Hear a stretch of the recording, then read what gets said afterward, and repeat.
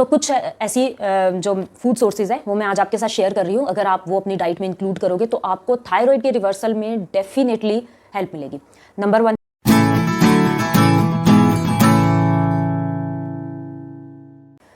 Thyroid gland हमारी body की बहुत सी metabolic processes and biological processes को कंट्रोल और रेगुलेट करने में बहुत ज़्यादा हेल्पफुल रहता है। अगर इसकी फंक्शनिंग प्रॉपरली नहीं होती है तो हमें बहुत से हेल्थ इश्यूज होने स्टार्ट हो जाते हैं। और थायराइड ग्लैंड की ऑप्टिमम फंक्शनिंग के लिए फूड जो हम खा रहे हैं, अगर वो हमारा फूड ही सही है तो हमें कोई भी मेडिसिन की ज़रूरत नहीं पड़ती। कुछ ऐसी प्रॉब्लम्स होती है जैसे कि अर्थराइटिस है या डायबिटीज़ है या थायराइड है। ये प्रॉब्लम्स हमने बहुत देखा है कि इनमें हम सुबह उठ के सबसे पहले एक मेडिसिन खाते हैं इनकी फंक्शनिंग को रेगुलेट करने के लिए। थायराइड के लिए हम थायरोनॉर्म खा रहे हैं, या डायबिटीज़ के लिए हम सबसे पहले उठ के ग्लाइकोमेट खाते हैं। Same way with the arthritis, क्योंकि ये ऑटो इम्यून डिसऑर्डर्स हैं। तो इसके लिए हम मेडिसिन खाते हैं जिनके इटसेल्फ बहुत ज़्यादा कुछ ना कुछ साइड इफेक्ट्स ज़रूर होते हैं। आपको हेयर फॉल होता है, या फिर आपको नौजिया होता है, आपको सांस लेने में दिक्कत आती है। कुछ ऐसी प्रॉब्लम्स हैं जो कि ये मेडिसिन के साथ एसोसिएटेड है। प्लस और इन्हीं मेडिसिन के जो साइड इफेक्ट्स होते हैं जो मैंने आपको बताया, प्लस आपको कुछ ना कुछ एलर्जी या टायर्डनेस भी फील होनी स्टार्ट हो जाती है। तो ये कुछ प्रॉब्लम्स हैं जो आपको मेडिसिन की वजह से होती है। और अगर आप मेडिसिन नहीं लेते हो तो आपको तब भी कोई ना कोई प्रॉब्लम होनी स्टार्ट हो जाती है। आपका वेट गेन हो रहा है, आपका थायराइड कंट्रोल में नहीं आ रहा है, आपका TSH डे बाय डे बढ़ता जा रहा है, तो ये कुछ प्रॉब्लम्स लिंक्ड हो जाती हैं। तो अगर आप अपने फूड को ही एज एक मेडिसिन की तरह खाते हो तो आपको ये प्रॉब्लम्स डेफिनेटली धीरे धीरे करके कम होनी शुरू हो जाएंगी, क्योंकि ये कुछ ऐसी प्रॉब्लम्स हैं जिनको क्योर करने में बहुत ज़्यादा टाइम लगता है। तो आपने कुछ ऐसी चीज़ें हैं जो कि अपनी डाइट में इंक्लूड करनी है ताकि आपको इन प्रॉब्लम से आपका जो थायराइड ग्लैंड है उसकी जो फंक्शनिंग है वो प्रॉपरली होती रहे। बट आपने बहुत बार सुना होगा कि थायराइड ग्लैंड के साथ कुछ ना कुछ जो थायराइड जिनको कि हाइपोथायरॉयडिज्म है उसके साथ कुछ ना कुछ मिसकंसेप्शंस या मिथ्स भी एसोसिएटेड है। जैसे कि आपको बोला जाता है कि आपने क्रूसीफेरस वेजिटेबल्स जो है वो नहीं खानी है।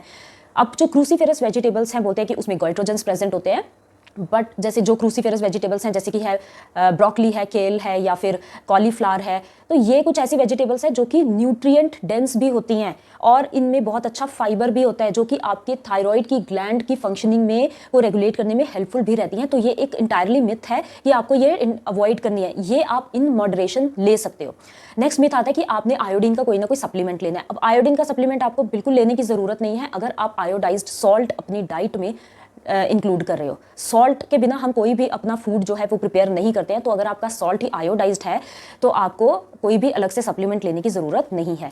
मिल्क एंड मिल्क प्रोडक्ट्स आपको अवॉइड करने के लिए बोला जाता है, बट आप बाकी मिल्क प्रोडक्ट्स जरूर अवॉइड कर सकते हो, बट आप कर्ड अपनी डाइट में ज़रूर इंक्लूड करो बिकॉज वो आयोडीन रिच होता है।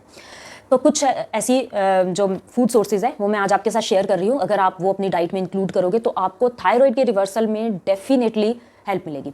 नंबर 1 है कर्ड।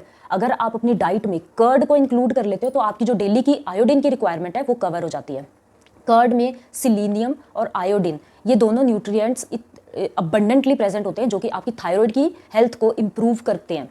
ठीक है, आपको थायराइड की हेल्थ को रेगुलेट करने में हेल्पफुल रहते हैं। तो आप अपनी डाइट में कर्ड इंक्लूड करो। नेक्स्ट आता है कोरिएंडर सीड्स या फिर कोरिएंडर लीव्स। आप धनिया के सीड्स भी ले सकते हो या धनिया के पत्ते भी आप अपनी डाइट में इंक्लूड कर सकते हो। चाहे आप धनिया का पानी लो, उसको ओवरनाइट सो करके धनिया के सीड्स को आप उसको बॉईल करके सुबह उसका पानी भी पी सकते हो, या फिर आप उसके पत्तों का भी पानी पी सकते हो जो कि आपकी थायराइड की हेल्थ को इंप्रूव करने में हेल्पफुल रहेगा।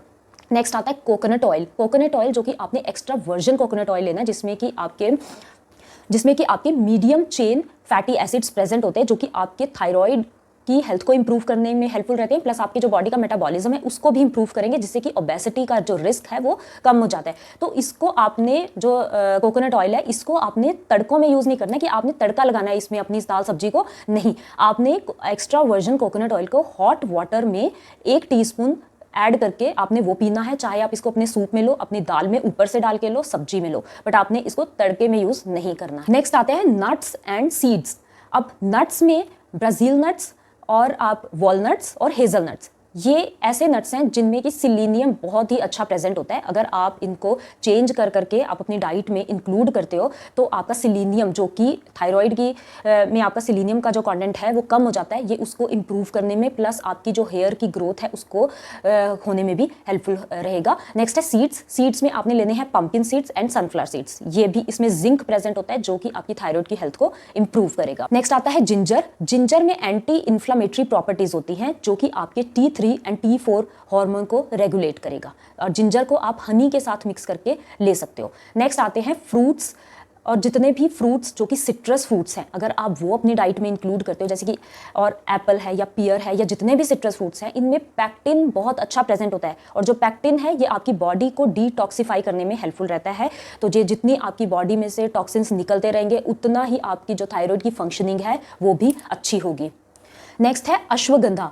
अश्वगंधा एक ऐसी हर्ब है जो कि मेल और फीमेल दोनों के लिए बहुत ही बेनिफिशियल है। तो अश्वगंधा भी आपके जो TSH हार्मोन है, आपका T4 हार्मोन है, उसको रेगुलेट करने में हेल्पफुल रहेगा। तो अश्वगंधा के कैप्सूल फॉर्म में या पाउडर फॉर्म में आपको मार्केट में बहुत इजीली मिल सकता है, बट अगर आप इसका रूट एक्सट्रैक्ट लोगे तो वो ज़्यादा अच्छा रहता है।